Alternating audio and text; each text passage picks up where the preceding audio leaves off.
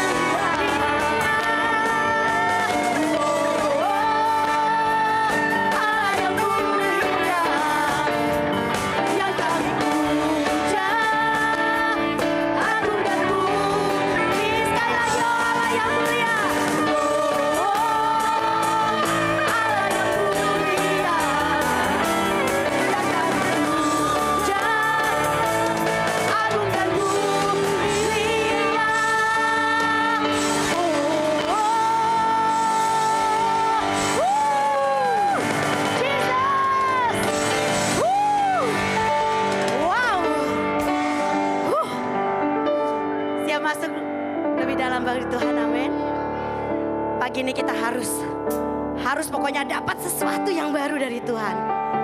Pokoknya harus full tank Tuhan. Aku gak mau ada bejana hidupku yang sedikit gak full gitu. Harus full Tuhan, harus full. Pulang harus full. Amin. Kita sembah Tuhan.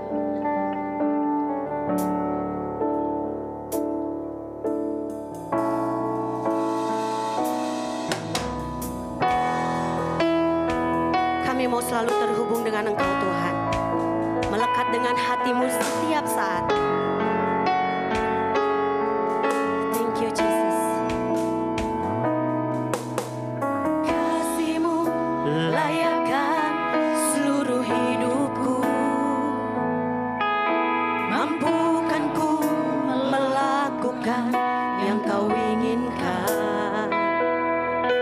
Tak bisa ku terlepas, Kau menggenggam tanganku untuk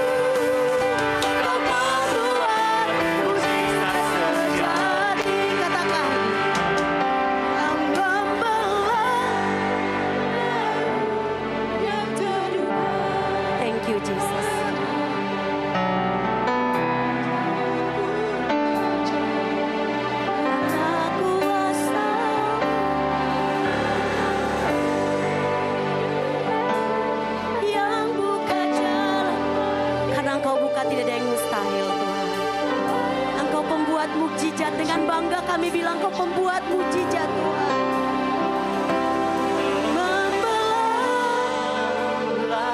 Dengan bangga kami mau nyanyikan lagu ini Tuhan. Bangga karena kami punya Engkau pembuat mukjizat dalam hidup kami. Dengan rasa bangga kami mau nyanyikan lagu ini Tuhan. Bangga punya Engkau yang ajaib, yang penuh dengan hal-hal yang supranatural. Kau pembuat, dengan bangga katakan mujizat yang membelah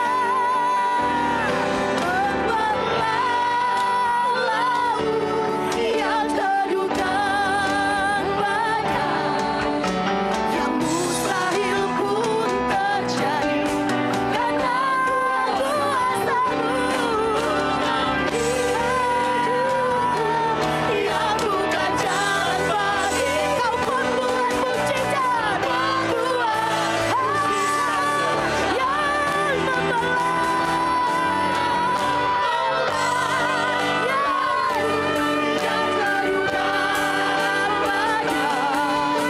yang mustahil pun terjadi karena kuasa-Mu yang pegang hidupku, yang bukan jalan bagiku, yang membuat mujizat sejak. Kau yang membelah laut buat setiap kami yang berkata mustahil, tapi buat Engkau tak ada yang mustahil Tuhan. Yes. Yang mustahil pun terjadi karena kuasa-Mu Tuhan. Hidupku yang bukan jalan bagiku, Kau membuat mujizat sejati. Kau membuat mujizat sejati. Lagi katakan Kau membuat mujizat sejati.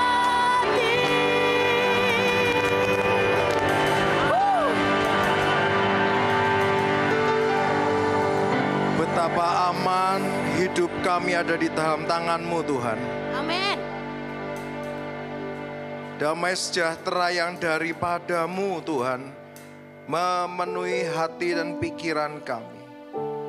Oh Tuhan, sekali lagi betapa aman hidup di dalam tangan-Mu. Kami tahu bahkan segala sesuatu yang terjadi dalam hidup kami, Engkau tahu. Tidak ada satupun terjadi di luar pengawasan-Mu Tuhan. Kami tahu semuanya terjadi, Engkau tahu. Yes. Tuhan, betapa aman hidup di dalam tangan-Mu. Kami mengucap syukur Tuhan, Engkau baik. Tuhan Roh Kudus, hari ini kami juga mau mendedikasikan kembali hidup kami. Engkau bukan hanya hadir dalam hidup kami, tapi pimpin hidup kami untuk selaras dengan kerajaan-Mu. Ajari kami Tuhan, ajari kami Tuhan. Pimpinan-Mu nyata, rekayasa-Mu sempurna. Tuhan,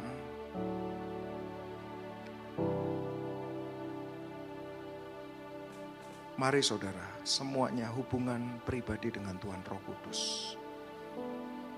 Dan secara khusus Anda mendedikasikan hidup Anda di dalam pimpinan Roh-Nya.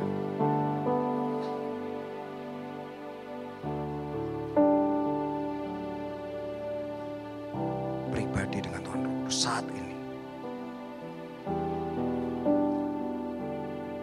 Ya Tuhan, kami tahu Engkau hadir dalam hidup kami, tapi kerinduan kami, Engkau bukan hanya hadir, tapi Engkau bergerak, berdaulat penuh, bertata tahta Tuhan. Terima kasih Tuhan, Engkau baik. Dan di dalam nama Tuhan Yesus, paksa kami seperti yang Engkau mau. Tidak ada yang putus di tengah jalan, tidak ada yang kerdil di dalam nama Tuhan Yesus. Tidak ada yang kering, semuanya mengalami pertumbuhan yang dari Tuhan. Dan kami mau berkata, rekayasamu sempurna Tuhan. Kami mensyukuri semua peristiwa yang terjadi dalam hidup kami. Amin, amin. Tuhan Roh Kudus, hikmat-Mu membuka mata kami untuk bisa memahami setiap peristiwa ini. Sehingga tidak ada satupun di antara kami yang berkeliling di padang gurun. Semua buah yang memang harus muncul di dalam nama Tuhan Yesus, terjadi percepatan yang dari Tuhan. Rekayasamu sempurna di dalam nama Tuhan Yesus. Tuhan, kami minta roh hikmat, wahyu, pengertian turun atas setiap kami. Kami mau belajar. Ajari kami untuk terus bisa meraba hati-Mu, bergerak kemanapun yang Kau mau. Biar semuanya ada untuk menyenangkan hati-Mu. Kami siap, kami siap. Di dalam nama Tuhan Yesus, dan semua yang siap katakan sama-sama. Amin. Haleluya. Silakan duduk saudara. Wow, dahsyat saudara ya. Saudara, kerinduan kami sekali lagi bahwa ketika sesi ini selesai, setelah retreat ini selesai, hadirat Tuhan dalam hidup Anda belum atau tidak selesai. Jadi terus terjadi. Jadi ketika Anda bisa menembus, saudara, ketika saudara bisa nyampe atau bisa menangkap kemah keintiman itu di dalam hidup Anda seperti apa.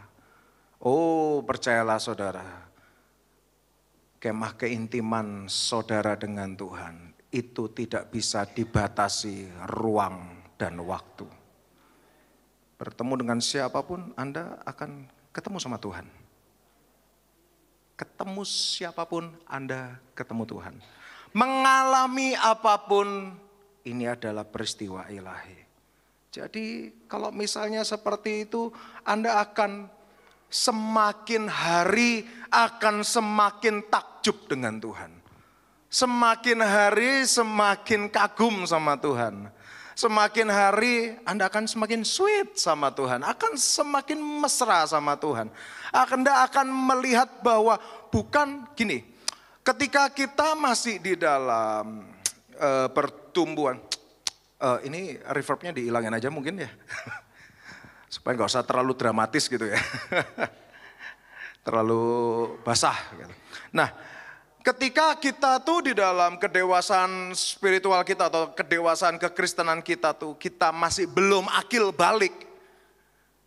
Seringkali kita baru bisa menangkap peristiwa ilahi dalam hidup kita itu melalui peristiwa yang nyaman untuk daging dan jiwa kita, betul nggak? Jadi ketika ini peristiwanya nyaman untuk daging dan jiwa kita baru bisa membangun mezbah pengucapan syukur. Sukacita. Ya kan? Wah, inilah sukacita dari Tuhan. Sometimes kita nggak bisa bedain benar-benar damai sejahtera yang dari Tuhan atau senang karena daging kita nyaman. Di dalam kedewasaan, menurut saya bukan kedewasaan, di dalam kalau kita belum akil balik, kita hanya bisa memahami berkat itu sesuatu yang nyaman dan nikmat untuk jiwa dan daging kita. Contohnya apa? Yang nikmat buat jiwa dan daging itu apa contohnya? Apa? Rekening digitnya nambah. Oh, bukan angkanya berubah, enggak, digitnya nambah. Seneng kan? Seneng ya toh. Terus apa lagi? Dapat ketemu makanan enak. Wah, itu baru kita bisa melihat itu sebagai peristiwa ilahi, kita baru bisa melihat itu sebagai, wah ini berkat gitu. Baru kita bisa membangun mezbah pengucapan syukur. Tapi saya percaya, ini sudah waktunya kita akil balik. Sehingga ketika Anda dan saya masuk di dalam yang namanya akil balik, Anda akan lebih sensitif dengan bahasa Tuhan. Anda akan semakin sensitif dengan yang namanya peristiwa ilahi. Dan begitu Anda cukup sensitif dengan peristiwa ilahi, Anda akan mendapati bahwa tidak ada sedetik pun dalam hidup Anda sebenarnya bukan peristiwa ilahi. Semuanya peristiwa ilahi. Serius. Walaupun ada peristiwa-peristiwa yang nyebelin, ya toh? Ada peristiwa-peristiwa yang nyebelin, ada peristiwa-peristiwa yang perih, ya kan perih. Ada peristiwa-peristiwa yang mengecewakan. Ada, itu peristiwa yang nyaman enggak untuk daging dan jiwa kita? Enggak nyaman. Tapi di dalam kedewasaan tertentu, saudara bisa menangkap itu sebagai peristiwa ilahi dan Anda bisa menangkap peristiwa yang tidak nyaman untuk daging dan jiwa ini ternyata ada karakter ilahi tertentu yang berusaha, yang Tuhan Roh Kudus munculkan dari saudara dan saya. Melalui peristiwa-peristiwa yang tidak nyaman tadi ternyata itu adalah peristiwa ilahi yang memunculkan potensi terbaik saudara dan saya. Oh ya, kalau pernah nonton film kan saudara? Ada yang suka nonton film? Saya percaya semuanya suka nonton film. Selalu di dalam film itu ada yang namanya klimaksnya, anti klimaksnya. Nanti seakan-akan mau klimaks, seakan-akan hero-nya mau menang, tiba-tiba nanti di-down-kan lagi. Baru nanti terakhirnya dibuat entah itu happy ending atau ngegantung atau kayak gimana. Bisa ngerti? Di situ ada yang namanya tokoh antagonis kan. Dan di situ ada yang namanya problem, ada yang namanya permasalahan dan lain sebagainya. Dan ketika problem itu muncul, disitulah sebenarnya tokoh utama akan kelihatan untuk saudara dan saya yang sebagai penonton. Oh ini orang bisa kayak gini, ini orang bisa seperti itu. Ini orang memiliki potensi ini dan itu. Saya mau kasih tahu, hal yang sama terjadi juga dalam hidup saudara dan saya. Kabar baiknya, kalau hidup kita di tangan Tuhan, semuanya terjadi di dalam pengamatan Tuhan. Aman enggak? Aman. Semuanya terjadi di dalam pengawasan Tuhan. Artinya apa? Di dalam sebuah peristiwa yang tidak nyaman dan lain sebagainya, ya Pak, ini akhirnya apa? Oh, si ini nyebelin Pak. Ya, si ini nyebelin, si ini kayak gini. Oke, terus kayak gimana tuh kalau misalnya seperti itu? Akhirnya apa? Ada orang-orang yang kepahitan dengan peristiwanya, kepahitan akhirnya dengan tokoh-tokoh antagonisnya. Ya toh? Kepahitan dengan mereka yang tokoh antagonis biasanya apa? Yang memfitnah, ya toh? Terus apa? Yang menyakiti, yang mengecewakan gitu ya. Lalu kita bilang bahwa ini orang ini emang nyebelin, titik segede onde gitu ya. Titik kecil nggak cukup, kudu segede onde gitu ya. Titik segede onde, pokoknya orang ini nyebelin. Ada lebih parah lagi, ada orang-orang yang akhirnya bukan cuma kesel atau kepahitan dengan tokohnya, tapi kepahitan dengan semua yang memiliki persona yang sama. Misalnya kesel sama orang jenggotan. Wes pokoknya semua orang jenggotan itu pasti nyebelin gitu nanti. Jadi bukan cuma, ya saya ini jenggotan tapi saya berusaha untuk tidak menyebalkan saudara ya. Kalau Anda masih sebel sama saya, mohon maaf saudara. Saya juga, mungkin beberapa saudara menyadari saya nggak pakai name tag, saya juga nyari name tag saya ini di mana tadi.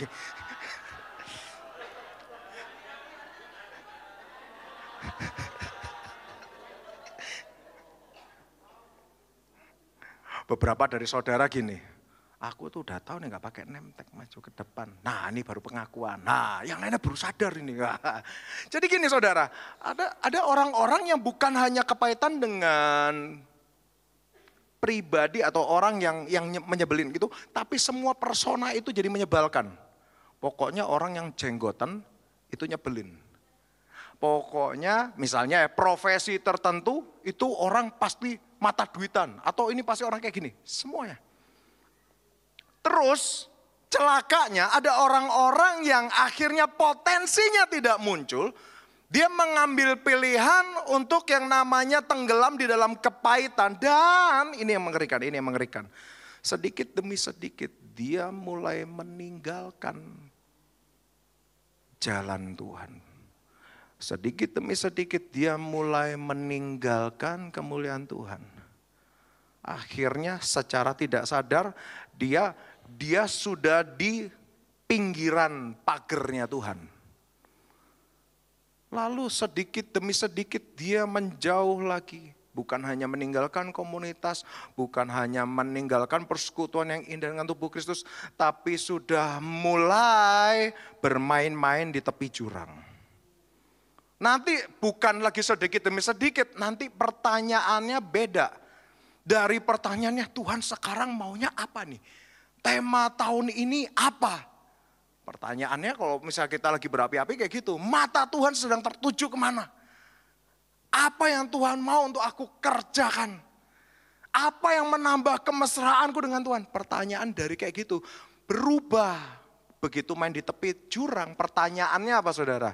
Ini boleh enggak? Ini dosa enggak? Bisa ngerti saudara? Udah mulai di tepi jurang tuh. Begitu udah nyaris tuh, udah pagar dilompatin, ya kan? Pagar dilompatin, tapi kan kadang-kadang berapa meter dari pagar itu masih teritorial tuan rumah kan? Masih di dalam pengcoveran tuh. Pagar udah dilompatin, udah mulai main-main di tepi jurang. Bukan pertanyaan lagi yang beda. Pertanyaannya tadi dari apa yang Tuhan mau, apa yang menambah kemesraanku. Pertanyaannya berubah. Begitu menjawab menjadi, ini dosa enggak? Itu dosa enggak? Lalu begitu sudah mulai bermain di jurang atau di bibir jurang, pertanyaannya berubah jadi pernyataan. Pernyataannya apa? Ini kan enggak salah. Ngerti saudara? Kan enggak salah aku kayak gini. Kan enggak salah aku kayak gitu. Kita sudah sering sama-sama belajar ya. Coba spektrum itu lebih luas. Jangan dikotomi ini salah nggak salah. Artinya kalau nggak salah berarti benar. Kata siapa? Dikotomi ngerti ya maksudnya ya? Kalau nggak A ya B, kalau nggak B ya A. Kalau nggak salah berarti kata siapa? Ya kan? Sebenarnya kalau tidak salah belum tentu benar. Mumat ya nggak apa-apa. Saya kasih contoh. 16 Agustus tahun 45. Besoknya hari kemerdekaan kita. Salah nggak? Nggak salah. Tapi apa benar? Ya enggak. Ngerti saudara ya? Jadi spektrum hidup itu luas gitu loh. Spektrum hidup itu luas. Ketika seseorang bilang bahwa ini tidak salah, belum tentu itu kebenarannya. Kalau kita mau berjalan dengan Tuhan, Paulus pun membahas cari yang benar sampai yang berkenan. Ya toh? Bukan hanya yang mencari yang dosa dan tidak dosa saja, tapi cari yang sampai selaras dengan hati Tuhan. Bukan hanya tentang, oh ini kan gak salah. Mohon maaf, dangkal sekali kekristenan Anda kalau misalnya Anda cuma ini kan gak salah, ini kan gak salah. Kalau kita terus bermain-main di situ, itulah akhirnya resikonya apa? Kalau bermain di tepi-tepi jurang, serangan bisa masuk. Begitu serangan masuk, kerugian-kerugian entah itu besar atau kecil terjadi. Akhirnya kita apa reaksinya? Begitu tahu itu adalah serangan kuasa kegelapan, jujur. Apa reaksi Anda begitu Anda tahu itu ada serangan kuasa kegelapan? Reaksi pertama Anda apa? Apa? Tengking, perangi, gitu? Anda memerangi atau nengking itu sebenarnya karena teorinya seperti itu, atau reaksi Anda seperti itu, atau kebenarannya berkata seperti itu? Kalau kebenarannya berkata seperti itu, di dalam firman dikatakan, tunduklah kepada Allah, iblis akan lari daripadamu. Artinya kalau ada serangan, harusnya prioritas pertama apa? Rekonsiliasi dengan Tuhan. Kalau orang mengalami yang namanya, oh ini aku sedang serangan kuasa kegelapan, langsung peperangan. Mohon maaf, coba kita balik lagi ke firman Tuhan. Karena firman bilang apa?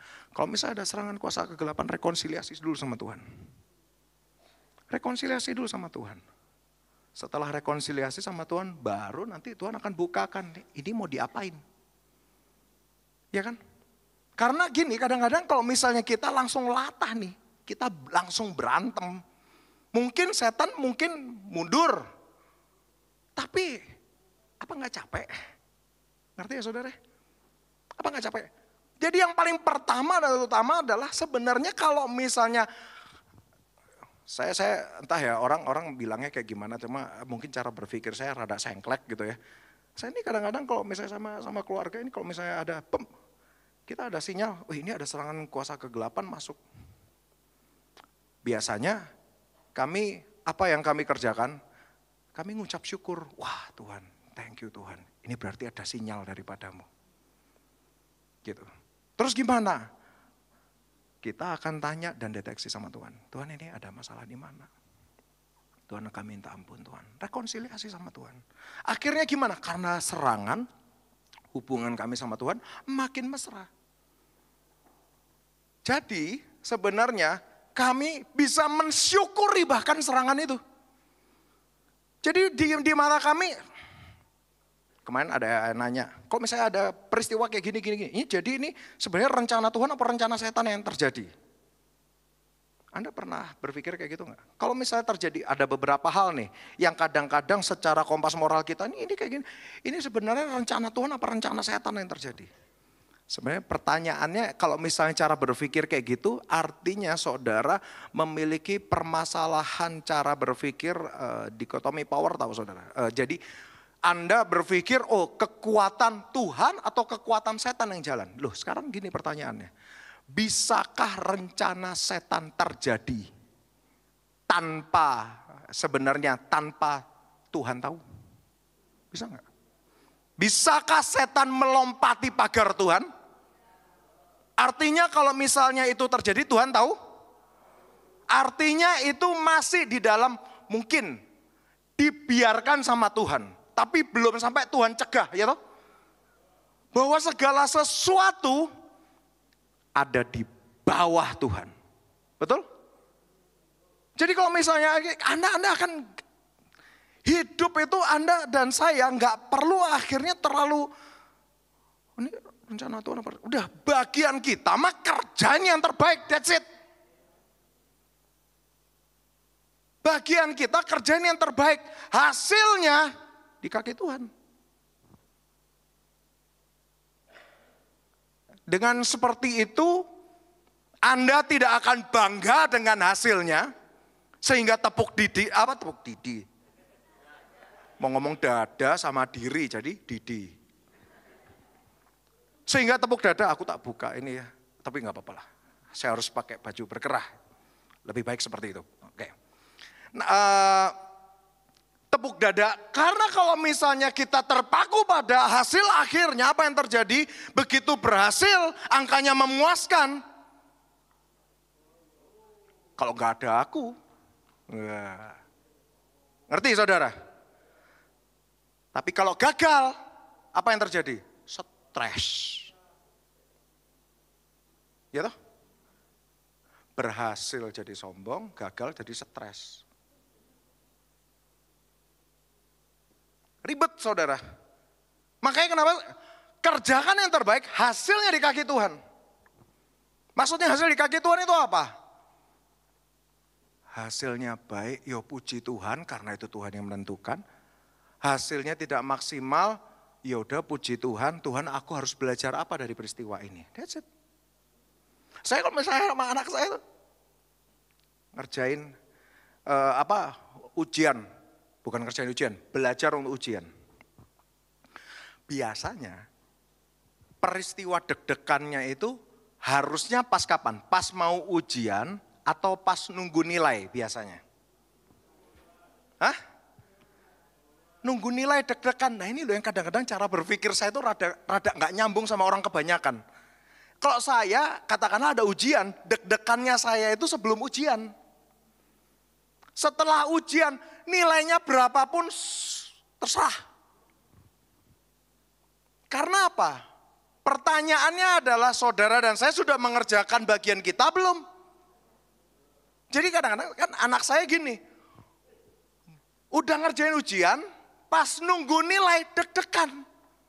Aduh gimana ya nilainya kalau jelek gimana ya? Aduh ini gimana? Tak tanyain loh, Sarah kenapa? Iya Pak, ini kalau nilainya jelek gimana loh? Deg-deganmu telat nak. Harusnya deg-degannya pada waktu persiapan dan pada waktu ujiannya. Lah ini ujian udah selesai, nilai mau keluar ngapain deg-degan? Bingung ya cara pikir saya agak aneh ya.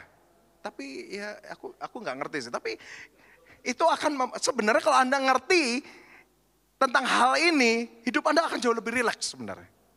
Dan Anda hanya akan batasan pikiran Anda, batasan pemikiran Anda kalau dalam firman Tuhan nggak usah mikir yang di luar jangkauanmu. Ya toh? Loh firman kan bicara seperti itu. Mikir yang sesuai dengan jangkauanmu ya. Di luar dari jangkauanmu nggak usah terlalu ini. Nggak usah terlalu gimana-gimana. Anda nggak usah mikirin terlalu jauh, udah step by step aja itu.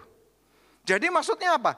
Deg-degannya, bagian kita usaha terbaiknya ketika kita persiapan ujian, mengerjakan ujian. Setelah kita mengerjakan, serahkan hasilnya di kaki Tuhan. Hasilnya baik, puji Tuhan. Hasilnya buruk, ya belajar lagi. Ya kan? Jadi bukan winning or losing. Winning or learn something. Jadi hidup itu pokoknya bagian kita kerjakan. Jadi kenapa cara berpikir saya ini aneh kayak gini? Karena Tuhan sempat mengajarkan sama saya ini. Chris, kalau kamu tuh petani, bagianmu adalah menggemburkan tanah, macul. Lalu apa? Menanam benih. Lalu apa? Ngurusin irigasi. Pertumbuhannya serahin ke Tuhan. Tumbuh, puji Tuhan. Enggak tumbuh, puji Tuhan. Jadi pahami semua peristiwa itu sebagai peristiwa ilahi. Sebenarnya hidup akan jauh lebih rileks. Karena apa? Di dalam setiap kegagalan kita harusnya kita bisa menangkap sesuatu di situ. Apa yang Tuhan mau untuk kita belajar. Sangat menyedihkan di dalam hidup seseorang ketika dia tidak memahami peristiwa-peristiwa ilahi yang tidak nyaman untuk daging dan jiwanya. Menurut saya sangat mengerikan. Akhirnya apa? Kecenderungannya akan jatuh di lubang yang sama terus menerus. Anda tahu istilah kata tentang hikmat atau wisdom? Saya mau tanya, apakah wisdom itu berjalan lurus dengan pengalaman hidup, bukan pengalaman hidup, dengan umur? Wisdom dengan umur? Jadi itu berjalan sejajarnya dengan apa? Pengalaman, kedewasaan, pengalaman, apa lagi? Respon, oke. Nggak apa-apa, saya ini nunggu jawaban Anda supaya apa? Anda ini nggak cuma denger, Anda melok mikir gitu loh. Jadi mesinnya jalan. Ini di starter sampai akhirnya soak nggak jalan-jalan, mesinnya repot saudara. Bisa ngerti ya maksudnya ya? Maksudnya apa? Supaya Anda sudah terbiasa untuk memproses peristiwa ilahi, mesinnya jalan. Jadi Anda tuh nggak jatuh di lubang yang sama terus menerus. Kalau mesinnya jalan begitu mengalami sebuah peristiwa, menyakitkan. Tapi Anda bisa melihat, oh ini ternyata peristiwa ilahi ya. Oh ternyata dari sini aku harus belajar tentang kasih ya. Oh dari sini aku harus belajar tentang iman. Belajar tentang sukacita ya. Belajar tentang buah-buah roh ini. Oh ternyata seperti itu. Oh terima kasih loh Tuhan untuk peristiwa ini. Ini gak nyaman untuk dagingku. Tapi ini pupuk atau ini vitamin untuk rohku. Gitu. Ini baik untuk rohku, gak nyaman untuk daging, gak nyaman untuk jiwaku, ini menyesakkan, tapi ternyata ini membawa kedewasaan. Oh terima kasih loh Tuhan, Engkau baiklah. Kalau Anda, permasalahan gini ya, petakan lagi. Kalau orang permasalahan dengan kepahitan, biasanya dia belum berdamai dengan peristiwanya.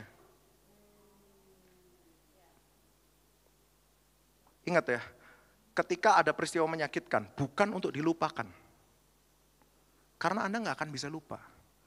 Begitu Anda, oh aku tak hipnoterapi Pak supaya lupa Pak. Mungkin dilempar barbel 5 kilo bisa lupa. Tapi lupanya bablas aku gak tanggung. Das, wah aku lupa Pak. Lupa peristiwanya. Loh kamu siapa Pak? Aku siapa Pak? Gitu nanti jadinya. Jadi lupanya bablas. Jangan ya, dalam nama Tuhan Yesus. Itu barbel 5 kilo kena kepala lumayan saudara. Pernah, saya pernah kena 2 kilo aja bekas saudara ya. Jadi jangan. Nah itu bukan untuk dilupakan. Peristiwa menyakitkan, menyebalkan, apapun. Tidak untuk dilupakan. Tapi Anda harus bisa berdamai. Berdamai itu apa? Anda harus bisa melihat peristiwa ilahi. Di dalam peristiwa yang tidak nyaman itu ternyata Tuhan mau belajar apa? Oh dari peristiwa ini supaya Tuhan belajar, supaya mataku tertuju sama Tuhan. Gak tertuju sama manusia. Jadi Anda gak kepahitan dengan hamba Tuhannya. Lah kebetulan saya sebagai hamba Tuhan mungkin Tuhan taruh sebagai tokoh antagonisnya.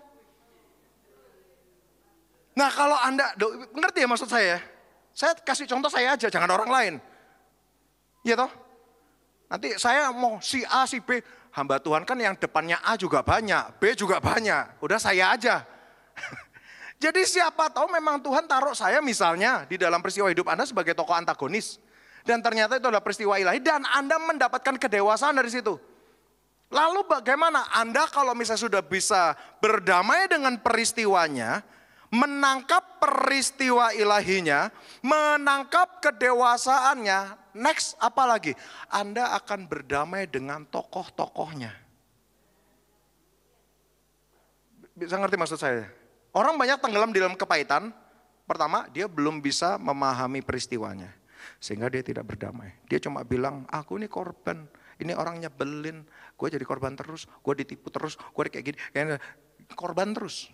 Nyalahin. Kenapa? Kamu jadi seperti ini salah teman-temanku, salah bapakku, salah keluargaku, salah tetanggaku, salah guruku, salah pendetaku, kabeh disalahin. Kan cenderungan manusia seperti itu, nyalahin pihak lain. Adam ditanyain sama Tuhan, nyalahin siapa? Hawa ditanyain sama Tuhan, nyalahin ular. Ular gak nyalahin siapa-siapa, terima aja, biarin. Bodoh amat kata ular. Soalnya apa? Ular tahu begitu manusia melempar kesalahan, percepatan untuk kependewasaannya itu terhambat. Jadi ular gak ngomong, itu salah Adam juga. Jadi Anda harus curiga dengan reaksi ular pada waktu itu. Karena dia adalah ditulis di situ hewan yang paling cerdik. Di dalam kecerdikannya, kenapa dia gak bela diri? Apa Anda dan saya tidak curiga? Ya toh? Harusnya kita curiga dengan peristiwa itu. Jadi Anda bisa memahami. Begitu juga dalam hidup kita. Kita ini jadi seperti apa? Ya, kita ini jadi seperti apa? Anda mau tahu yang membuat kekacauan dalam hidupku ini siapa Pak? Aku ini harus tahu Pak. Aku mau perangi. Oke, nanti ya jam 2:30 subuh. Cari cermin. Tapi mati lampu ya, lampunya matiin. Kamu cari lilin 1. Jam 2:30 subuh. Nyalain lilin depan cermin. Nanti kamu kelihatan mukanya. Mukanya sopo? Nah itulah. Ya rai kita kan gitu. Muka kita sendiri. Kita lebih senang nyalahin setan. Padahal katakanlah ada serangan masuk. Loh kalau serangan masuk artinya kita yang ngelompati pagar apa setan yang ngelompati pagar?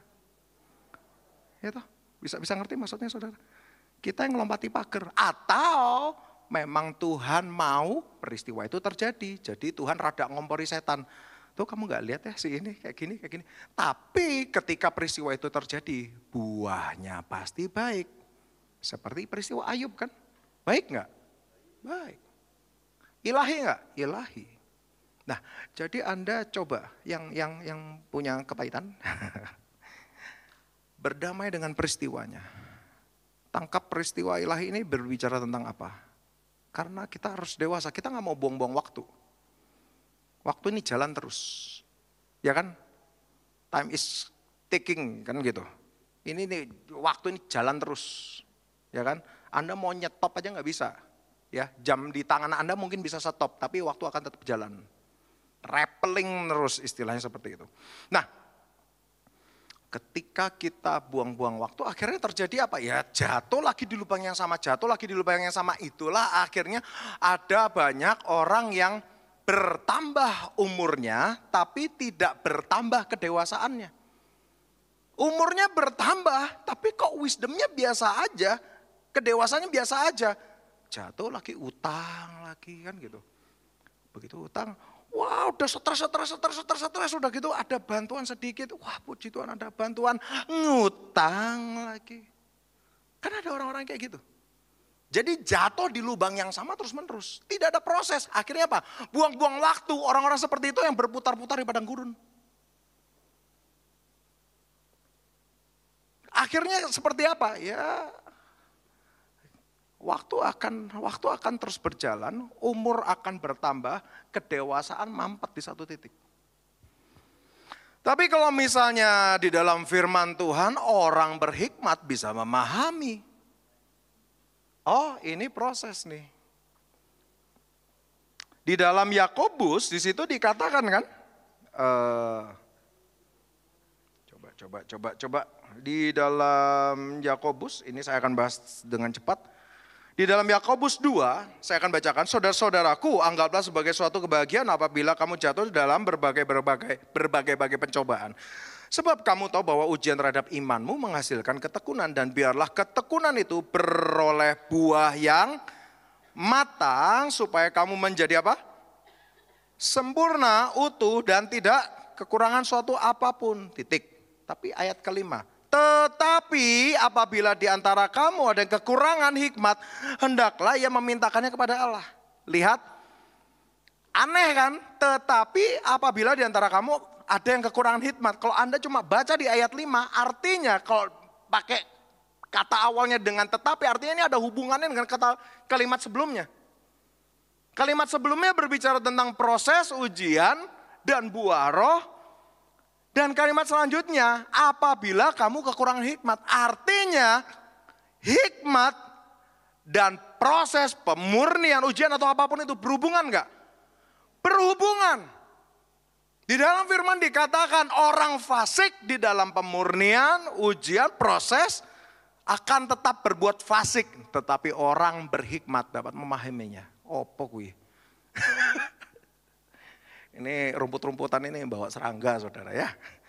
Nah, jadi saudara akan bisa melihat peristiwa yang menyebalkan, menyedihkan, menyakitkan itu sebagai peristiwa ilahi. Anda sudah berdamai, untuk dilupakan, sekali lagi tidak untuk dilupakan.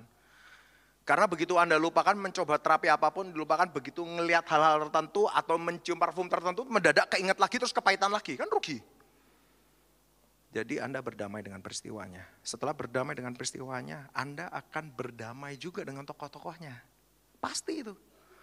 Karena apa? Anda penilaian, wah ini orang emang gak bisa dipercaya, ini orang memang mata duitan. Ya waktu itu. Karena ya pas kebetulan Tuhan taruh dia sebagai tokoh antagonis. Mungkin setelah dia selesai di dalam proses dengan kita, besok lusanya bertobat, tapi kita 3 tahun kemudian masih ngomong, oh dia mata duitan. Lah apa nggak dosa kita? People change, orang itu berubah. Orang itu berubah, kita tuh nggak bisa taruh stigma ke orang ini, orang pasti kayak gini, nggak bisa. Loh, saya ngomong kayak gini bukan berarti saya sudah sempurna dalam mengerjakannya loh. Saya juga melatih diri saya untuk memahami peristiwa-peristiwa dalam hidup saya, untuk berdamai dengan peristiwa-peristiwanya, dan berdamai dengan manusia-manusianya. Jadi supaya apa? Ngapain kita pelihara kepahitan? Hanya menambah beban dalam hidup kita, membuat kita jalan tertatih-tatih, membuat kita terhambat di dalam pertumbuhan. Kan kemarin kan kita mau untuk menjadi revivalist ini, kita berbicara tentang influence dan lain sebagainya tuh pengen wah, yes, wah pokoknya kan kayak superhero semua mendadak gitu ya, mendadak semuanya jadi kayak superhero Marvel gitu ya gitu ya. Tapi saya mau kasih tahu, jangan sampai kita terhambat karena kekonyolan kita sendiri. Betapa besar potensi yang Tuhan taruh dan betapa Tuhan mau untuk mempercepat pertumbuhannya. Dan betapa Tuhan mau bukan hanya ini bertumbuh, tapi dampaknya pun benar-benar memiliki efek yang besar. Tapi seringkali apakah jangan-jangan kita sendiri yang menghambatnya? Itulah kenapa bahwa di dalam firman Tuhan, kita ini Tuhan itu mau untuk saudara dan saya itu berbuah dalam roh dulu. Berbuah dalam roh ini, ada berapa buah roh sih saudara? Yuk kita buka. Hah? Ada berapa buah roh? Hah? 9 apa 1? 1 dengan 9 rasa.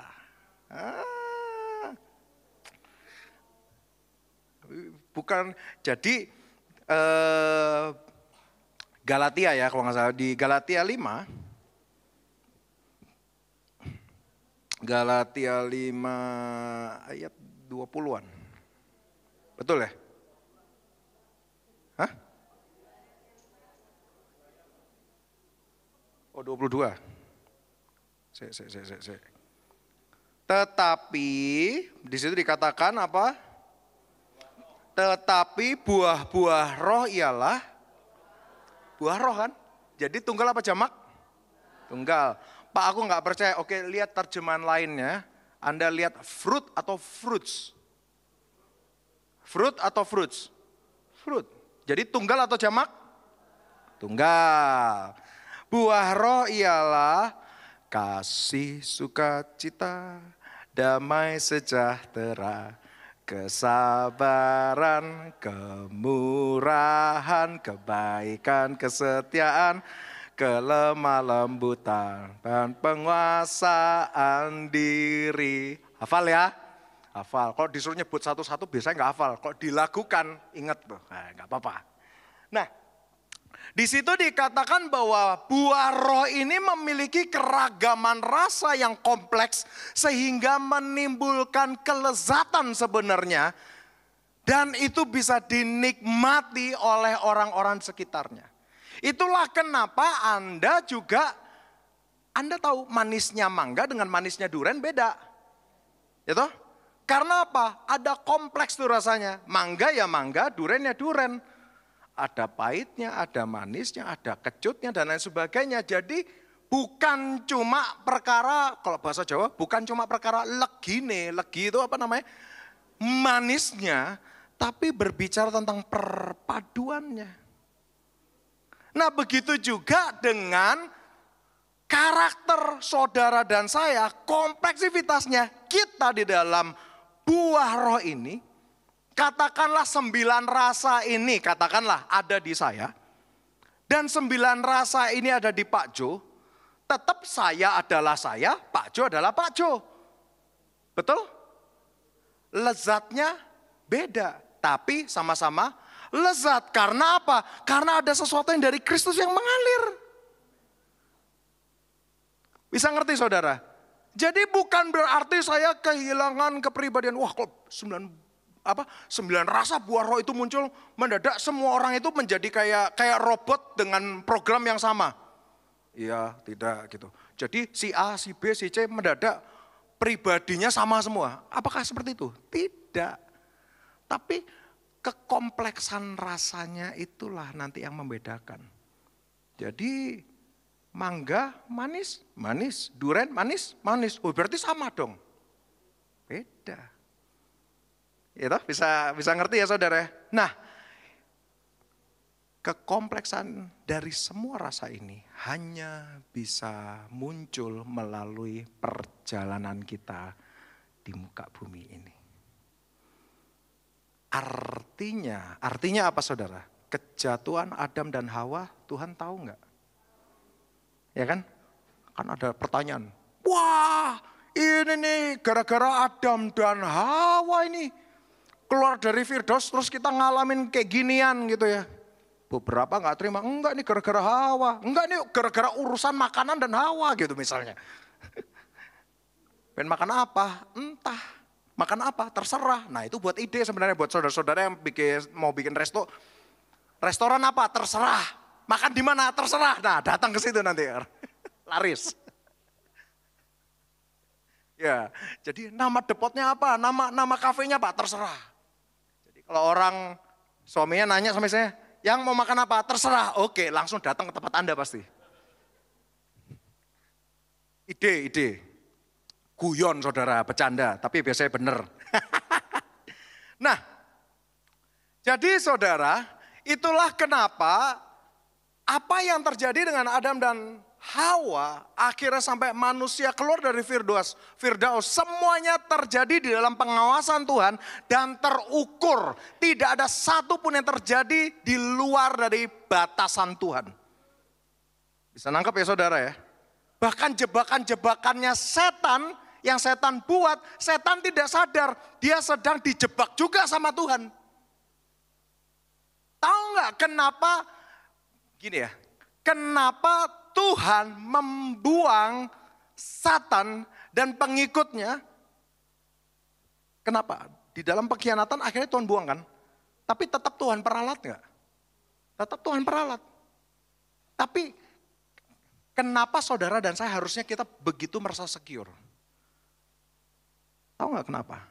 Karena gini, Tuhan ketika menciptakan semesta raya, ada yang paham hukum fisika? Yang suka fisika, saya mau nanya, nanti ada gravitasi, nanti akan lengkungannya itu membuat ruang dan waktu. Ya gitulah ya rumusannya. Saya mau nanya itu yang terjadi ruang dulu atau waktu dulu? Waktu dulu. Waktu dulu kan? Itulah kenapa di dalam firman Tuhan Kejadian 1, pasal yang pertama, Bereshit. Pada mulanya, dia menciptakan dimensi waktu, lalu dia menciptakan dimensi ruang. Dimensi waktu dan ruang ini di luar, bukan di luar ya, Tuhan tidak menjalani yang ini. Jadi gak usah nanya Tuhan itu kapan, di mana. Tuhan tidak menjalani kapan, di mananya kita. Karena dimensi waktunya Tuhan dengan kita beda. Bisa nangkap saudara? Oke. Pelan-pelan nih, saya berusaha pelan-pelan. Oke. Sehingga dimensi waktu ini yang ada di meja ini, saya udah ciptakan dimensi ruang, dimensi waktu. Mereka memiliki perjalanannya, tapi saya di sini bisa mengamati dari awal sampai akhir.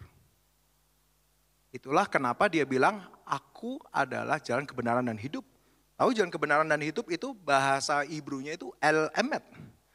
Emet itu ditulis dengan 3 huruf, Alef, Mem, Taf. Alef itu berbicara tentang awal, Mem itu now, Taf itu akhir. Yes, di dalam firman Tuhan dikatakan 1 hari sama dengan 1000 tahun, 1000 tahun sama dengan 1 hari. Artinya Tuhan tidak tunduk dengan waktu, waktu tunduk dengan Tuhan. Oke, udah bisa ya pelan-pelan ya. Nah, kabar baiknya setan sudah diusir dari surga. Diusirnya kemana? Ke alam maut, yaitu di dalam bumi. Artinya setan menjalani dimensi waktu yang berbeda dengan surga.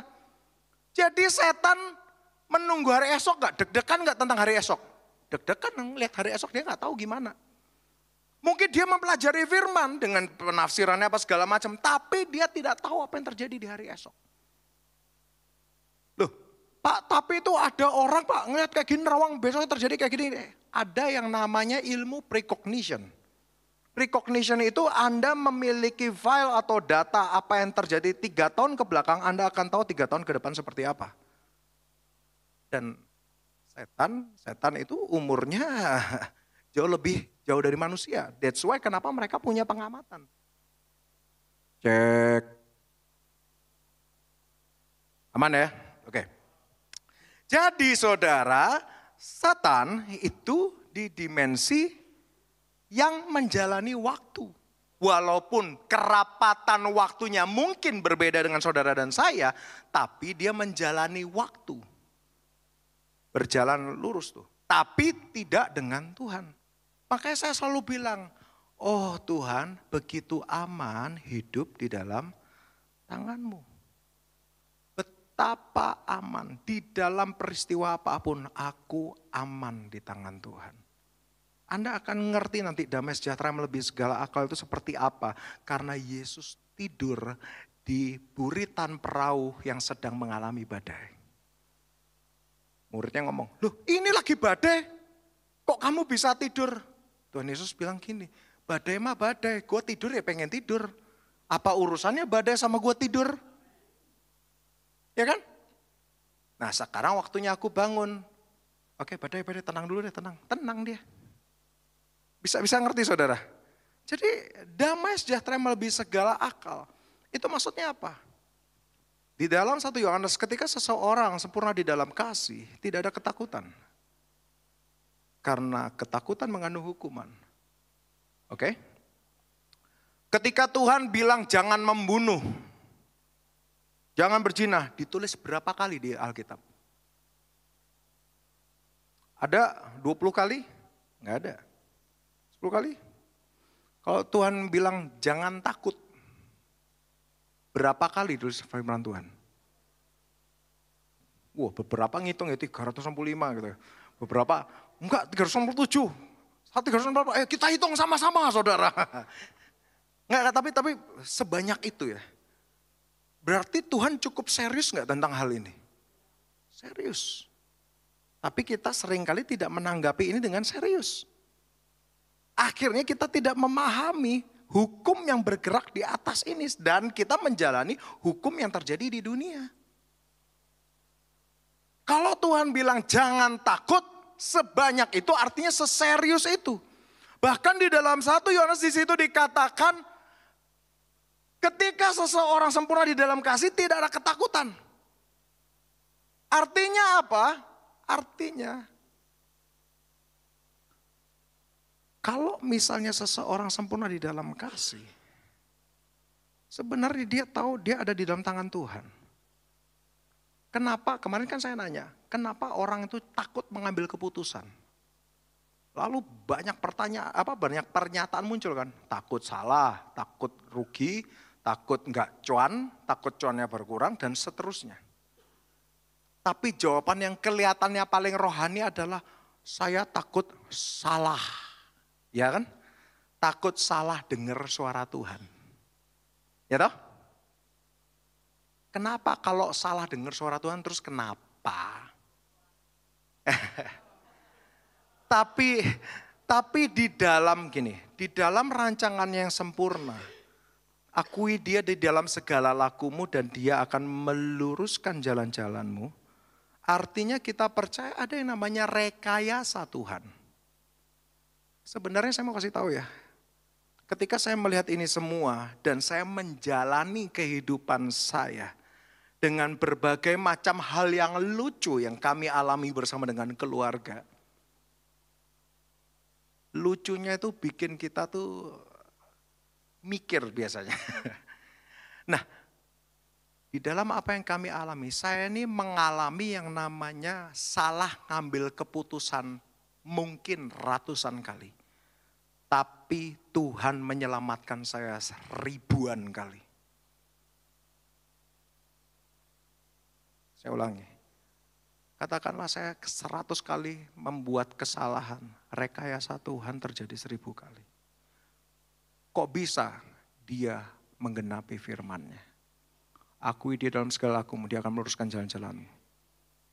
Kalau Anda bertanya ke Tuhan dengan landasan ketakutan, mungkin ada yang salah dengan pondasi iman Anda. Mungkin Anda sedang bertanya dengan pribadi yang tidak Anda kenal. Kalau Anda punya pondasi dan pergaulan, Anda tidak akan takut. Anda nih, landasan Anda tuh tanya sama Tuhan bukan ketakutan. Tapi landasannya apa? Pengharapan dan kemesraan. Kemesraan itu apa? Kasih. Dengan berlandaskan itu, Anda sudah doa, berusaha, nanya sama Tuhan. Ya kan? Lalu ternyata yo salah denger. Loh apa Tuhan gak ngerti? Tuhan tahu gak sih? Kemarin saya udah bilang kan, Tuhan itu tidak sedangkal itu. Kayak bocah, si Kris ini salah ngambil keputusan. Tak injak kepalanya gitu. Apa kayak gitu? Pribadi Tuhan memiliki kedewasaan yang sangat matang, melebihi dari siapapun yang Anda kenal. Dia nggak kayak bocah yang sensi nggak jelas. Ngerti saudara? Jadi seperti apa? Tuhan itu bukan melihat keputusan Anda apa. Yang Tuhan lihat adalah bagaimana Anda memutuskannya. Ketika Anda memutuskan, Anda ini bagaimana? Anda memutuskannya itu seperti apa? Bukan keputusannya. Pada kenyataannya kita melihat kan di dalam firman Tuhan bahwa Tuhan Roh Kudus yang menyempurnakan. Kalau bicara tentang menyempurnakan itu bicara tentang hasilnya. Dibicara tentang perjuangannya, jalani. Tuhan menghargai perjuangan Anda. Tuhan menghargai sikap hati Anda. Anda mau nanya sama Tuhan. Kan Tuhan lihat kayak gini. Oh iya si Kris ini sebenarnya nanya sama aku tapi kupingnya ya budek. Tapi aku ya terharu nih anak ya. Nanya sama aku. Jadi kemarin tuh ada yang nanya sama saya. Pak gimana Pak kayak gini. Aku nih nanya sama Tuhan tapi aku takut salah. Nanti takut dihajar sama Tuhan. Gini loh. Kamu tuh udah nanya apa yang Tuhan mau. Tuhan tuh juga udah terharu. Ya ampun anakku nanya apa yang aku mau gitu ya. Yang itu nanya ini boleh enggak, itu boleh enggak. Kalau ini nanya apa yang aku mau. Loh udah cukup terharu enggak Tuhan? Oh, Tuhan tuh yang kelihatan. Ya ampun. Ya toh? Anda harus ngerasain kehangatan hatinya Tuhan itu gimana. Jadi Anda ngerti kemesraannya. Ya ampun anakku ini. Yang itu nanya ini boleh enggak Tuhan? Ini boleh enggak Tuhan? Yang di sebelah sono lagi yang lebih jauh bukan nanya, tapi pernyataan. Tuhan, aku kan gak salah kayak gini. Tuhan, aku kan kayak gini gak salah gitu. Tapi yang di sini nanya, Tuhan maumu yang mana? Loh apa gak terharu Tuhan? Loh Tuhan itu, waduh. Hatiku hangat nak dengan pertanyaanmu. Aku maunya kamu ngambil pilihan A ya nak ya.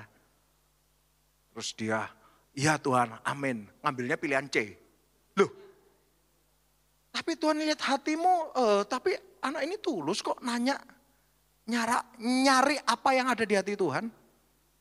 Tapi ya budek rupanya, gitu kan. Terus Tuhan gimana? Wah, aku tuh gak sampai hati nak, kamu nanti nyasar ke situ. Ya wes lah, ngerti gak saudara? Aku akan cari rekayasanya. Dia itu pribadi. Pahami ini, dia pribadi. Kenali saudara. Bahkan di dalam firman dikatakan dia adalah pribadi yang mengusahakan yang terbaik untuk pihakmu, bukan untuk pihak Tuhan. Kalau dia tuh adalah pribadi yang tidak semena-mena. Dia mature, dia dewasa. Dia tidak semena-mena dan dia hangat dengan kasihnya. Anda bayangin Musa loh, Musa. Tuhan aku pengen lihat Tuhan kemuliaanmu gitu ya. Loh kan tulisannya kalau di sini kan seakan-akan kayak biasa aja loh. Siapa tahu Tuhan sama Musa mesra-mesranya kayak gitu. Tuhan aku pengen lihat sih Tuhan kemuliaanmu gitu ya. Terus Tuhannya gini loh nang. Nang itu apa ya kalau bahasa Indonesia ya? Gini nak, nang itu anak ya. Nang itu kan bocah lanang gitu. Ya wes gitulah ya. Gini loh nak, kalau kamu lihat kemuliaanku, mati kamu. Mosok sih Tuhan, tapi aku pengen lihat Tuhan. Iya, tak pikir no caranya ya apa. Nah itu loh Tuhan. Tak pikirin ya apa ya caranya supaya kamu bisa lihat. Oh ya gini ya Musa, nanti kamu ada di lembah, tak tutupin tangan. Nanti aku lewat. Habis kamu lihat punggung, tak angkat tanganku. Loh, dia mengusahakan. Kenali Tuhanmu. Kenali Tuhanmu. Ya ampun, Anda akan ngerti kata-kata ini. Oh Tuhan, betapa aman hidup di tanganmu. Aman saudara, aman. Dia bukan, ya sometimes kadang-kadang kita tuh begitu, kita saklek nih, menjalankan rumusan tertentu. Ya toh? Begitu kita menjalankan rumusan tertentu ke Tuhan, loh ada waktunya Tuhan itu menunjukkan dirinya mendadak rumusan itu hilang. Loh rumusannya aku nabur nuai. Ya toh? Nabur nuai. Ada saatnya, wah ini jalanin rumusan ini. Kita kehilangan hubungannya. Mendadak Tuhan menampakkan pribadinya. Nabur. Loh kok nuainya kok enggak nih? Bisa ngerti saudara? Seperti Ayub. Ada kesalahan? Enggak ada. Tapi Tuhan sedang mau membuka mata Ayub.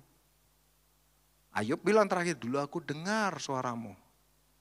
Kalau bahasa Indonesia apa? Dengar dari kata orang ya. Pelajari. Aku dulu dengar suaramu. Sekarang mataku tertuju padamu. Beda enggak saudara? Beda. Kenali Tuhanmu. Jangan takut saudara. Jangan takut. Kalau misalnya kita tidak memiliki hubungan pribadi dengan Tuhan dan melakukan rumusan-rumusannya, kita akan bingung ketika dia menunjukkan pribadinya. Mendadak rumusannya itu mendadak tidak terjadi. Pak kalau misalnya kayak gitu gimana? Gak apa-apa. Kenali Tuhanmu. Bergaul sama Tuhan. Amin saudara. Itulah kenapa saya selalu tekankan betapa aman hidup di dalam tangan Tuhan. Karena Anda akan melihat semua peristiwa dalam hidup Anda adalah peristiwa ilahi yang menambah kelezatan buah roh Anda. Tadi buah roh udah ingat ya, 9 ya saudara.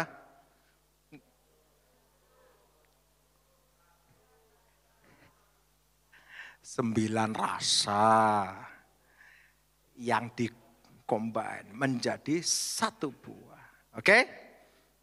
Dan ketika saya mulai mempelajari saudara, sangat menarik bahwa setiap rasa ini ada karakteristiknya. Ini bicara tentang apa? Terutama misalnya saya mencoba untuk Anda mau catat boleh karena ini dalam bentuk catatan juga saya akan mencoba bacakan ke saudara. Seperti kasih, sukacita dan damai sejahtera. Ini seperti berbicara tentang antara kita dengan Tuhannya tuh loh. Bagaimana kita bisa ngerti yang namanya kasih? Orang dunia gak ngerti bedain nafsu sama kasih, mereka gak ngerti bedainnya. Ngerti saudara ya? Orang dunia gak ngerti bedain nafsu sama kasih itu loh, gak ngerti. Tapi bagaimana kita bisa mengenal kasih? Pergaulan. Karena dialah kasih yang sempurna, kan seperti itu. Sukacita. Gini ya saudara. Yang dimaksud dengan rasa dari buah roh sukacita itu apa sih? Apakah setelah Anda, wah puji Tuhan dapat sepatu baru sukacita, apakah itu? Semua yang ada di buah roh ini, semua rasa yang kompleks ini, itu tuh harusnya terpancar dari dalam. Makanya kenapa kemarin saya bilang, nanti ya semuanya ini harus ada dalam hidup Anda. Dan itu harusnya. Terpancar dari dalam. Maksudnya apa? Anda memiliki kemandirian di dalam sukacita Anda. Anda nggak bergantung dengan kejadian yang ada di sekitar Anda, baru Anda bisa sukacita. Anda nggak bergantung dengan peristiwa yang terjadi di sekitar Anda, baru Anda bisa mengucap syukur. Anda punya kedewasaan dan kemandirian di dalam sukacita dan pengucapan syukur. Ini nyebelin buat saya, bukan berarti saya harus sebal dengan dia. Kan gitu. Dia nyebelin mah urusan dia, yang penting aku nggak kesal sama dia, kan gitu. Peristiwanya ini membuat yang namanya emosi. Tapi emosi atau tidak kan keputusan Anda. Loh ini bikin kesel, tapi kesel atau enggak itu keputusan Anda. Jangan membuat kewajaran, wajar dong aku kesel karena dia seperti ini. Loh, kesel itu keputusan Anda. Peristiwa dengan keputusan, kalau Anda memahami tentang buah roh, Anda akan memiliki kemandirian di dalam sukacita Anda. Dan Anda akan memiliki kemandirian di dalam damai sejahtera Anda. Itulah kenapa Yesus bisa tidur di buritan perahu di tengah badai. Dia sedang memberi contoh kepada saudara dan saya di mana ketika memiliki kemandirian di dalam rasa, hati, pikiran, damai sejahtera, sukacita, apapun itu, kemandiriannya ada di dalam. Bisa nangkep ya saudara. Kalau dapat sepatu baru bisa bangun mesbah pengucapan syukur. Dapat ini baru sukacita. Ya mohon maaf, apa yang membedakan kita sama orang dunia? Orang dunia juga kayak gitu. Dan Anda tahu nggak kenapa buah roh ini begitu penting? Kasih, sukacita, damai sejahtera, kesabaran, kemurahan, kebaikan, kesetiaan, kelemah lembutan, penguasaan diri. Nanti ya, ini saya mau kalau misalnya, oke, apa yang saya bacakan ini saya bacakan dulu, nanti saya akan jabarkan secara cepat. Kayak kesetiaan, kelemah lembutan, penguasaan diri, ini kan berbicara tentang bagaimana Anda dengan diri Anda sendiri. Betul ya? Lalu kalau misalnya kesabaran, kemurahan, kebaikan itu bagaimana Anda dengan orang-orang di sekitar Anda. Betul ya? Lalu kasih, sukacita, damai sejahtera bagaimana Anda dengan Tuhan. Oke? Itu kerangkanya dulu. Nah, sekarang bagaimana itu semuanya ada dalam hidup saudara dan saya. Dan kenapa ini begitu penting untuk saudara dan saya. Kembali lagi karena semua ini mempengaruhi apa yang terjadi di dalam hati Anda. Kalau hati Anda itu mudah dipengaruhi oleh keadaan, akhirnya apa yang terjadi? Begitu informasi jelek datang, jadi akhirnya apa? Ketakutan, tambah takut, tambah takut, tambah takut. Terus apa yang terjadi? Simple, apa yang ditakutkan itu yang terjadi. Terus kayak gimana? Udah kayak lingkaran setan tuh. Ngerti lingkaran setan saudara? Wah takut. Apa yang ditakutkan terjadi. Habis apa yang ditakutkan terjadi, ngeliat ke belakang, tuh kan bener kan apa yang gua takutkan terjadi. Wah takut. Terus akhirnya apa? Negatif thinking terus sama orang. Oh ini mau nipu ini. Oh ini pasti mau nyolong nih. Ya. Terus pagi-pagi tetangga, pagi gini. Ngapain nih lihat-lihat? Ngapain lihat-lihat? Terus ada orang senyum sama saudara. Pagi pak, ini mau nipu nih. Matanya dari kayak gini mau nipu nih. Terus ada orang lagi mau, ngeliatin tas saya ini bentar lagi mau nyopet nih. Anak-anak pernah ketemu sama orang kayak gitu. Itu menyedihkan menurut saya. Orang yang menyedihkan adalah, gini menurut saya orang Kristen menyebut dirinya Kristen. Yang menyedihkan adalah ketika dia tidak mengerti kerajaan Allah itu sudah ada di dalamnya. Dan semua peristiwa yang terjadi di hadapannya adalah peristiwa ilahi. Akhirnya kalau misalnya orang-orang nggak bisa menikmati kayak gitu gimana ya? Makan tempe, kepikiran daging sapi. Ngerti saudara? Kan orang nanya sama saya, Pak sukanya makan apa? Udah saya semuanya suka gitu ya. Semuanya suka. Begitu ada makanan di depan saya, makanan paling enak yang mana? Yang ada di depan saya yang bisa masuk ke mulut saya.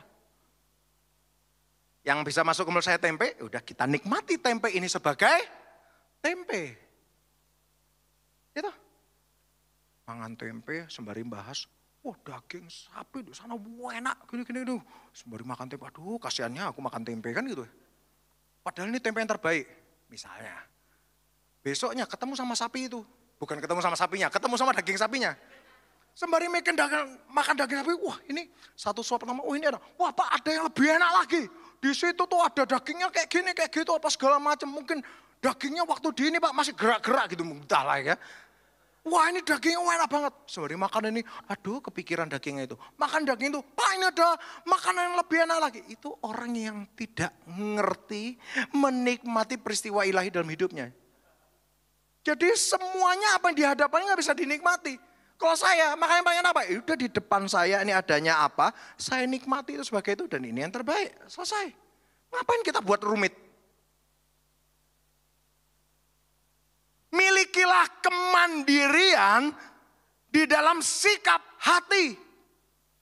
Pengucapan syukur bukan hanya berdasarkan peristiwa yang Anda alami itu enak dan nyaman buat daging baru bisa menaikkan pengucapan syukur. Mohon maaf, apa bedanya sama orang dunia? Sukacita dia bukan berdasarkan Anda tiba-tiba dapat amplop,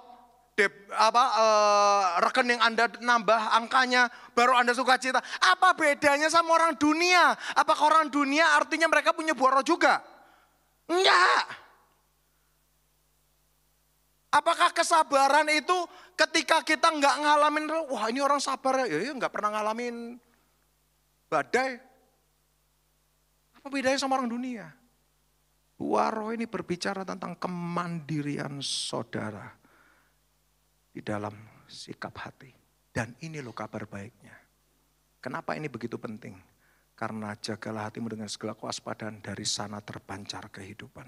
Artinya apa? Keadaan hati Anda yang dipenuhi oleh rasa dari buah roh memancarkan kehidupan. Tahu saudara apa yang terjadi setelah itu memancarkan kehidupan? Kehidupan yang seperti itu yang terjadi. Artinya apa? Anda meradiasi segala sesuatu di sekitar Anda. Saya ini nggak tahu kenapa ya saudara. Saya merasa saya ini orang yang nggak jelas. Saya ini orang yang sebenarnya, saya ini orang nggak jelas lah saudara. Saya ini orang yang sebenarnya, ya ampun saya ini siapa sih gitu loh. Tapi betapa saya mengucap syukurnya, saya tuh dikelilingi sama orang-orang yang baik-baik. Saya ini mengucap syukur dikelilingi sama kehangatan cinta Tuhan. Saya ketemu sama saudara ini, saya merasa ketemu kayak ketemu Tuhan saudara.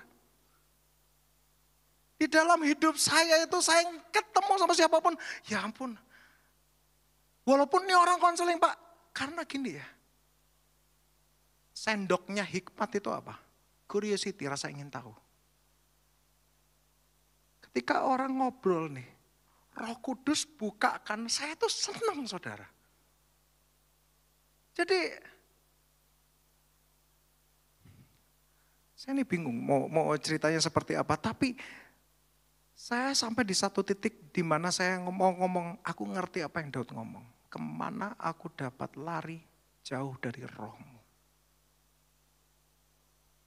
Daud pernah ngomong gitu kan di dalam Mazmurnya. Ke gunung kamu ada, ke ini kamu ada, ke tempat paling gelap sekalipun kamu ada.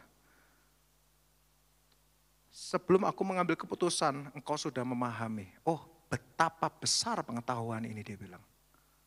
Kemana aku dapat lari jauh dari rohmu. Saya ini enggak, gini ya, saya ini kayak kekaguman saya tuh akhirnya tuh bisa bertumbuh gitu. Pak, gak usah terlalu lebay Pak, masa semua peristiwa daun jatuh itu Tuhan bisa ngomong lihat daun jatuh? Bisa. Setiap detail peristiwa dalam hidup saya menangkap bahasa Tuhan sedang terjadi. Sehingga saya sensitif dengan apa yang terjadi di sekitar saya. Pak, gak usah lebay. Alkitabiah enggak? Alkitabiah menurut saya. Karena Salomo menangkap bahasa Tuhan, ngelihat semut. Betul? Dia ngelihat semut, belajarlah ke semut. Saya ngerti maksud saya saudara. Dan ini yang terjadi saudara. ketika radiasi kerajaan Allah ini aktif. Saya mau kasih tahu ya. Kingdom of God itu harus aktif dulu dalam hidup Anda. Setelah itu aktif di sini. Begitu ini portalnya kebuka, baru meradiasi segala sesuatu di sekitar Anda. Di sekitar Anda ini apa? Termasuk tempat kerja Anda, keluarga Anda, tempat pelayanan Anda, dan lain sebagainya. Dan saya berdoa saudara, Anda dan saya berada di posisi yang benar di dalam kegerakan Tuhan. Banyak sekali soalnya saya menemukan orang-orang yang berpikir untuk mengerjakan yang di luar, tapi dia hanya memoles dan mendempul apa yang di luar. Dan dia tidak memberesi yang di dalam. Kemarin kita sama-sama menerima refresh dari Tuhan Roh Kudus. Tadi sebelum saya membahas ini, kita sama-sama mendedikasikan hidup kita. Tuhan Roh Kudus, Engkau ambil alih. Betul ya? Kita sama-sama dedikasikan ke Tuhan Roh Kudus. Tuhan Roh Kudus, Kau pimpin hidupku. Lalu sekarang kita belajar tentang buah roh. Ternyata sukacita itu bukan berdasarkan apa yang terjadi baru aku sukacita, tapi sukacita itu terjadi dulu di sini dan meradiasi apa yang ada di luar. Anak-anak nangkep ini saudara, saya mau kasih tahu.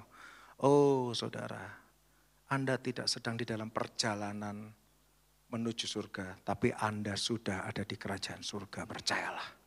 Hidup itu enak bareng sama Tuhan. Ada deg-degannya? Ada. Tapi justru di situ kemesraannya. Pak, aku tuh hidup sama Tuhan tuh cuma dikasih step by step loh. Justru mesra deg-degannya kan di situ. Nikmati saudara. Pernah ngalami gak dulu misalnya diajak jalan-jalan sama pacar gitu ya. Atau sama suami. Atau sama siapa gitu. Yang jomblo langsung enggak gitu ya. Diajak, ini mau kemana? Nanti gitu kan, pernah gak ngalamin saudara? Mungkin diajak sama orang tuanya pasti pernah ya toh.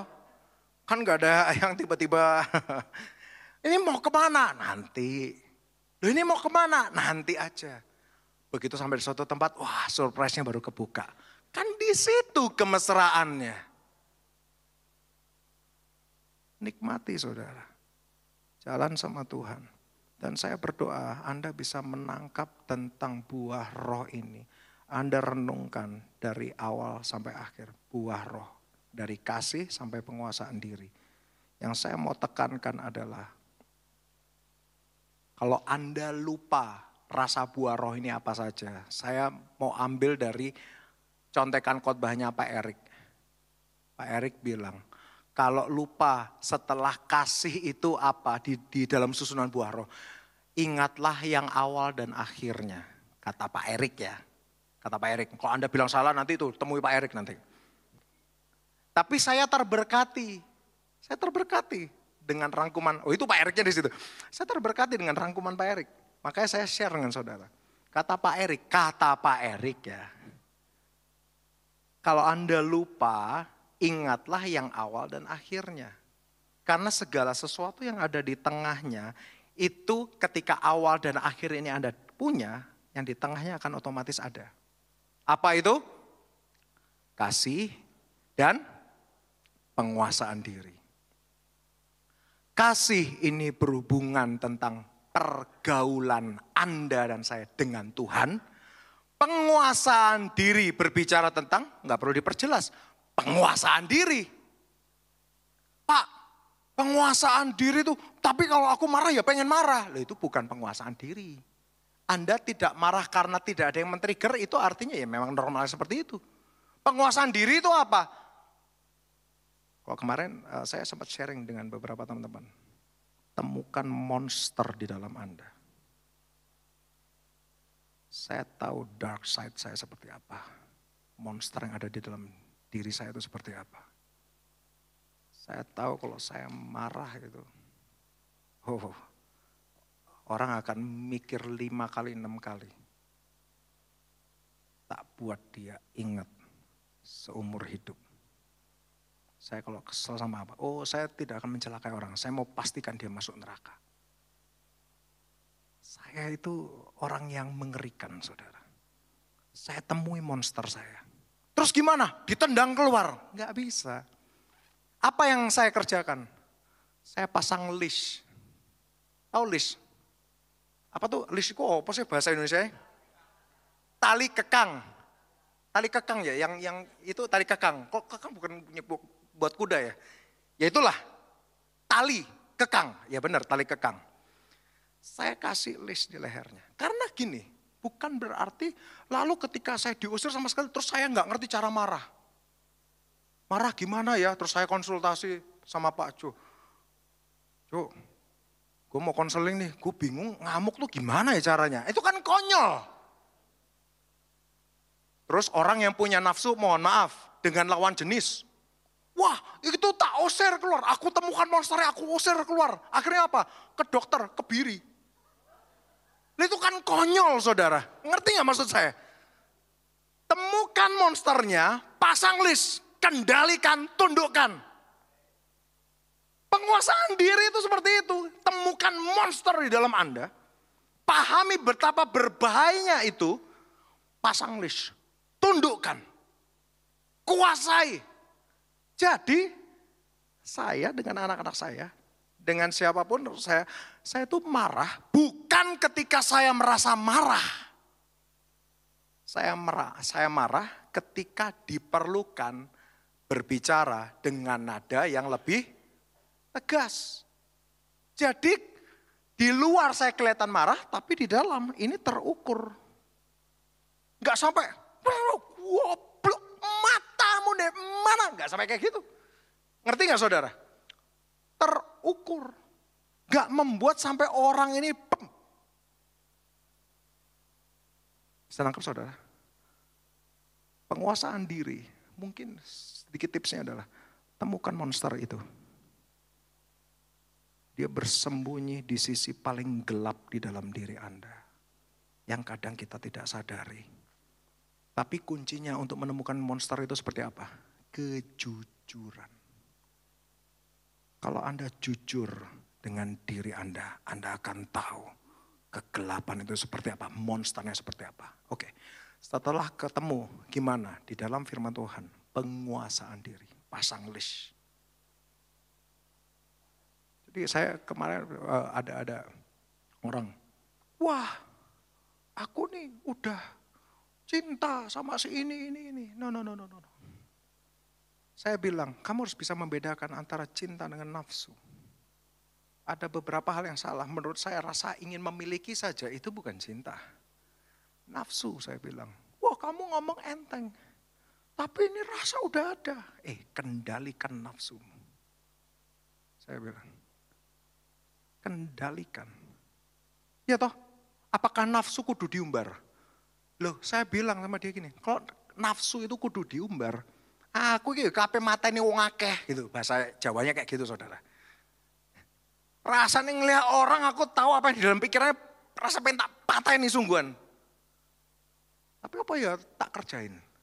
Kan tidak. Yang laki-laki, ayo. Apa nek diumbar, wah semuanya pengen. Kan enggak. Kendalikan. Bukan hilang toh, wah hilang pak. Kebiri sisan. Kan enggak, ya toh. Tapi apa? Kendalikan.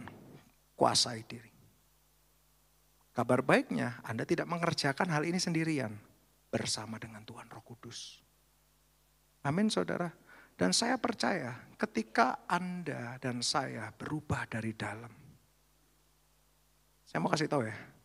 Anda datang ke rumah Anda. Orang ngelihat saudara, kata Pak Melvin David kemarin. Ngelihat Anda, ingat Tuhan. Loh goalnya kan kayak gitu. Kasih Anda jadi cerminan kasih Kristus itu contohnya apa? Bukan orang ngelihat Anda ingat orang ini lagi datang. Gitu kan enggak kayak gitu. Si ini nih datang nih. Siapa? Si paling-paling gitu kan. Kan ada orang si paling-paling, tahu ya si paling-paling. Paling benar, paling ini, paling itulah pokoknya. Si paling-paling. Enggak. Ketika orang bertemu dengan saudara dan saya, Dia seperti bertemu dengan Kristus. Dia bertemu dengan acceptance. Dia bertemu dengan pemulihan. Bukan bertemu dengan judgment. Bisa ngerti maksudnya saudara?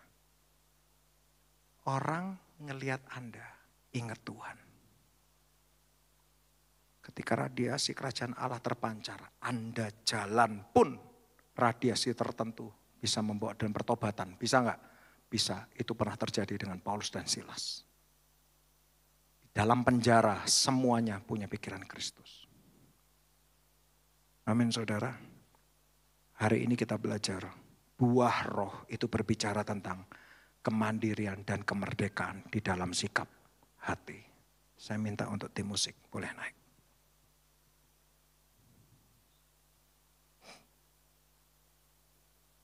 Mari saudara kita tutup Alkitab kita. Tadi kita sudah minta Tuhan Roh Kudus untuk mengambil alih dan mengambil pimpinan tertinggi dalam hidup kita. Kita hari ini sedikit belajar juga tentang pergaulan dengan Tuhan karena itu berbicara tentang kasih.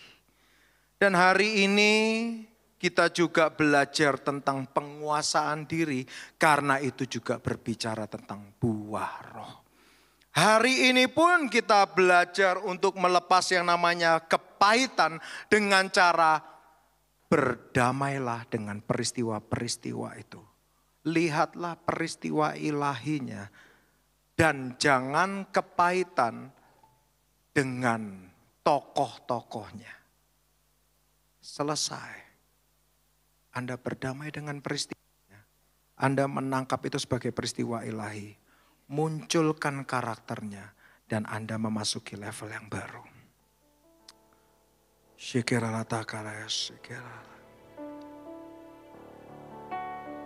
Mari tutup Alkitab kita. Ambil waktu pribadi dengan Tuhan. Masuk di dalam perenungan. Firman yang saudara dan saya dengar bukan untuk pengetahuan, tapi untuk kita alami. Ketika saudara dan saya masuk di dalam kedewasaan, sebenarnya keserupaan dengan Kristus itu sedang terjadi. Jangan menolak proses, jangan menolak tanggung jawab. Jangan menolak pemurnian. Pahami semua yang terjadi yang Tuhan mau. Itu baik. Dan bukankah semuanya itu akan membangun hikmat dan pengertian dalam hidup Anda? Dan bukankah tertulis dalam firman Tuhan bahwa hikmat dan pengertian keuntungannya lebih besar, bahkan jauh lebih berharga daripada emas, perak, dan batu permata? Bukankah ditulis dalam firman Tuhan bahwa itulah sebenarnya menjadi wadah dari semua berkat itu? Tapi seringkali kita berada di fokus yang salah.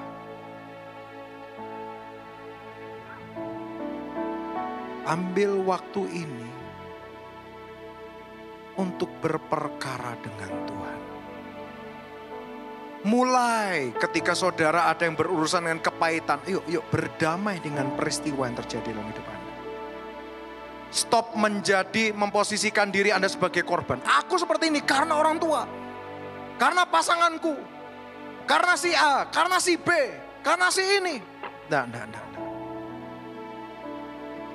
Ini semuanya baik. Di tangan Tuhan. Hidup kita aman. Dan semua yang terjadi arahnya adalah ilahi atau keserupaan dengan Kristus. Bahwa kejatuhan Adam dan Hawa pun Tuhan tahu. Karena proses keserupaan dengan Kristus itu harus terjadi untuk manusia. Dan proses keserupaan dengan Allah hanya bisa terjadi ketika kita melalui banyak hal yang tidak mudah ini.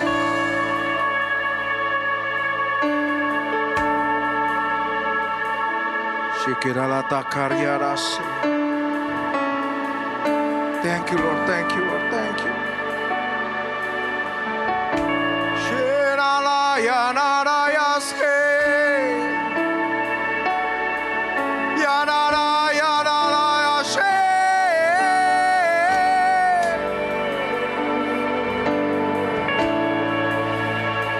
Mulai saudara. Kalau Tuhan Roh Kudus mengingatkan saudara untuk membangun mezbah pengucapan syukur, menurut saudara, ini waktu yang tepat untuk melatih bagaimana saudara dan saya sensitif dengan Roh Kudus. Apa yang Tuhan Roh Kudus taruh di dalam hatimu, kerjakan itu. Bahkan Tuhan Roh Kudus mungkin mau untuk saudara membangun mezbah pengucapan syukur. Bangun mezbah pengucapan syukur. Ini waktu yang kita khususkan untuk kita dengan Tuhan, kerjakan. Jangan biarkan kemalasan, jangan biarkan keraguan menjadi penghalang. Jangan membiarkan ego menjadi penghalang. Ini waktunya untuk mempraktekkan penguasaan diri. Kalau Tuhan Roh Kudus mau untuk saudara menaikkan mazmur yang baru, naikkan mazmur itu. Atau senandung-senandung ilahi, naikkan itu. Atau Tuhan Roh Kudus mau untuk saudara berbahasa lidah, naikkan itu. Ini waktunya Anda dan saya bebas mengalir bersama dengan Tuhan. Kenapa kita ditahan oleh ego kita? Mari kita bangkit berdiri, kita sembah Tuhan. Mari kita bangkit berdiri, kita sembah Tuhan. Syekiralataka rianasi. Tuhan, Tuhan, sebab Engkau baik, bahwasannya untuk selama-lamanya kasih setia.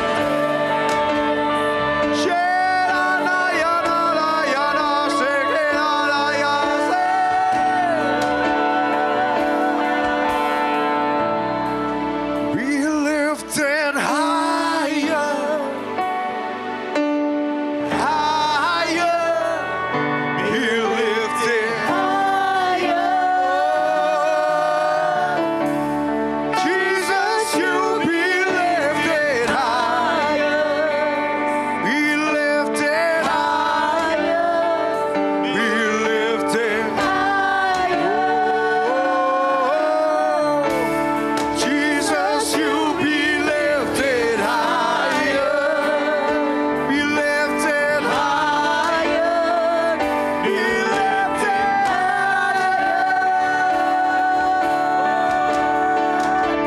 Let our King be lifted high.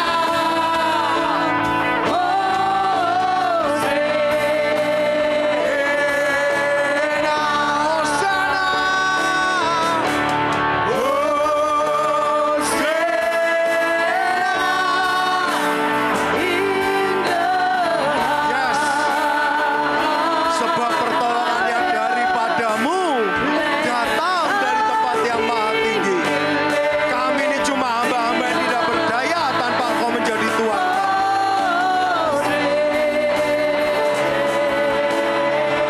Hosana,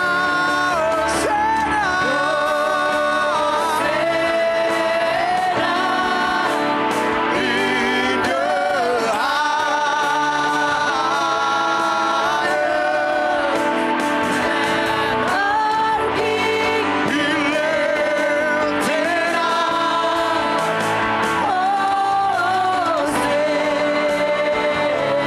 Dan di dalam nama Tuhan Yesus, ketika Engkau membuka hari ini Tuhan, bahwa setiap proses yang menghasilkan dari rasa buah roh itu berhubungan dengan hikmat.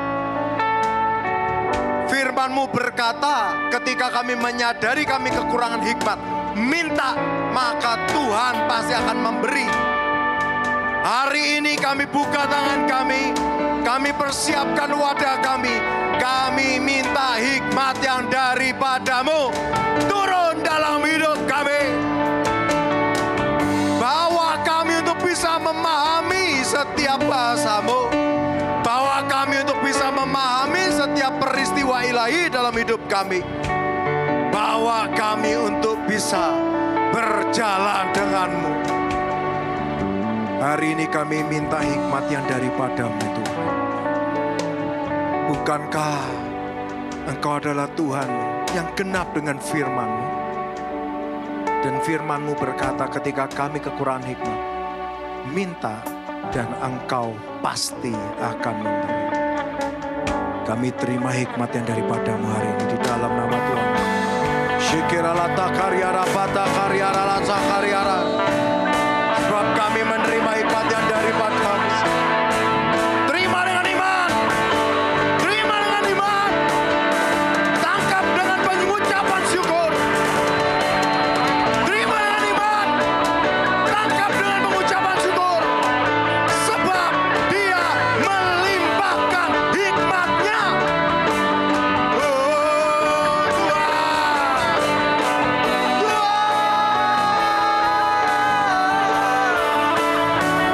You are good, you are beautiful. Kami terima hikmat yang dari Tuhan. Di dalam nama Tuhan Yesus, roh hikmat turun. Setiap ketuntutan, roh masa bodoh keluar dari hidup kami. Hikmat yang dari Tuhan turun dalam hidup kami.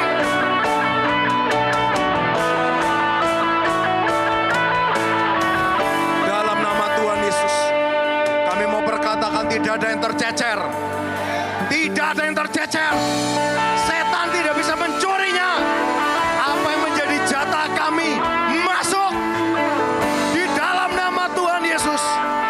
Bahwa setiap benih yang dari Tuhan akan berakar dengan kuat, bertumbuh dengan sempurna, berbuah lebat dengan percepatan yang dari Tuhan. Di dalam nama Tuhan Yesus. Amin. Amin. Amin. Haleluya.